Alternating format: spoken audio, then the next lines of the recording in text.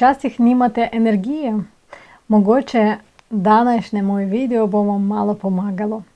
Prvo lahko pogledamo, ali imamo kakšni fiziologični probleme. Mogoče kakšno bolezen ali mogoče nimate dovolj vitaminov, mineralov. Torej prvo preverimo svoje fizično zdravje.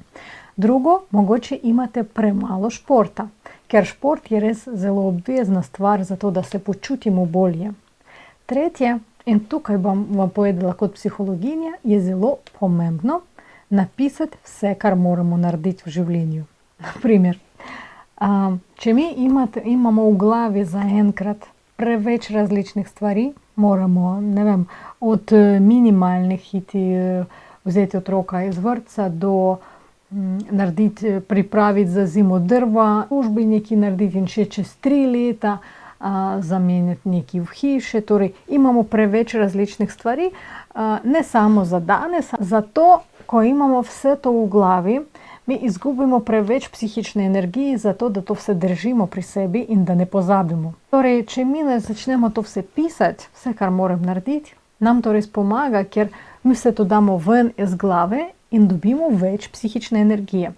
Ker od tega, naprimer, vsak dan dobivamo neki košček psihične energije, tak čist s prstami bom povedala.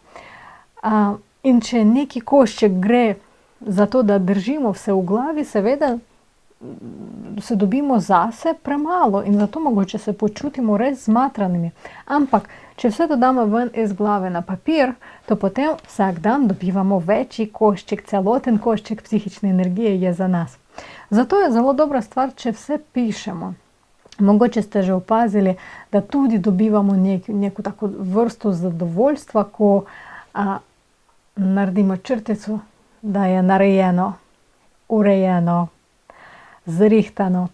In tisti občutek je res zelo prijeten. Ne pričakujte od sebe preveč, ampak mogoče včasih res potrebujete malo več odmora.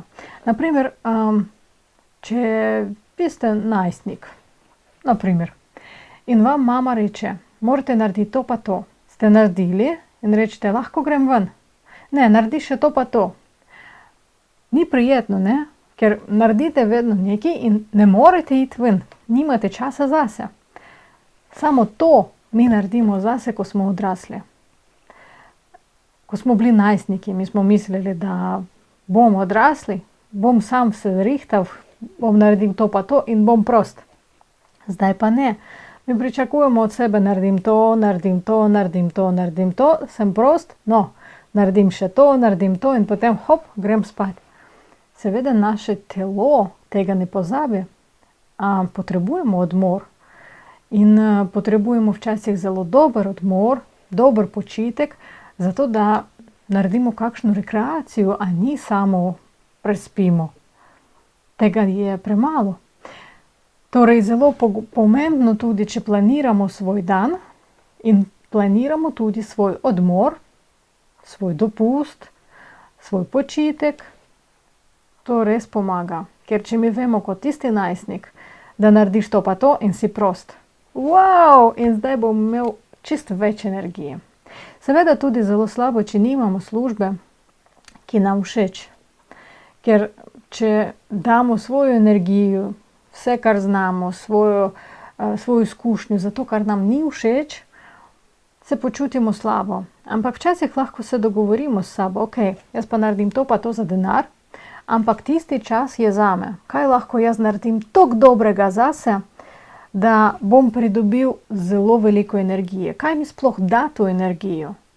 Mogoče kakšen šport, mogoče branje, mogoče kakšne igre, mogoče če greste na sprehod.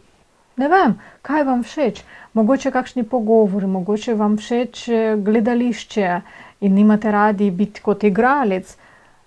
Probajte, ker če mi dobimo toliko negativnih opcij vsak dan, če naša služba nam ni všeč, torej mi moramo narediti še več dobrih opcij, zato da se počutimo bolje, da to pokrije naš negativ. Mogoče moji nasveti, moje rekomendacije bodo za vas primerni in bodo malo izboljšali vaš vsak dan življenja.